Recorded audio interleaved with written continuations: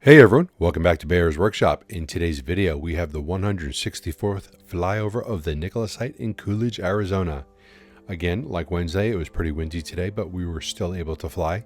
Looks like a lot of things are the same. There's the 3 Nikola trays. They are sitting pretty much in the same spots as they were on Wednesday. And it appears that most workers must be doing a 4-10 shift. 4 shifts, 10 hours a day, Monday through Thursday. As we have noticed the past few Fridays, very light crew of Nikola employees. So that's just what we're thinking. The dyno building is getting more rebar before it gets more concrete. The concrete should be all in by next week. Then we have to wait for curing.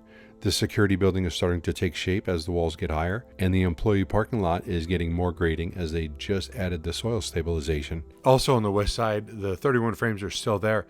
And when looking at the ones that are stacked and the ones that are not, it appears that those frames look a bit different.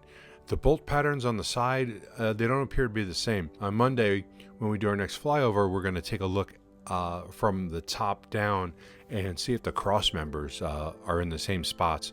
They just kind of look different. We don't know if they're designed a little bit differently for the battery as opposed to the fuel cell, but we're going to take a look at that because that would be interesting if we can see a difference, because that also gives us an idea of how many battery trucks they're making and how many fuel cell trucks they're making as they go in. Our next live stream of the Nikola site will be on Monday, so please join us and we can chat if you like.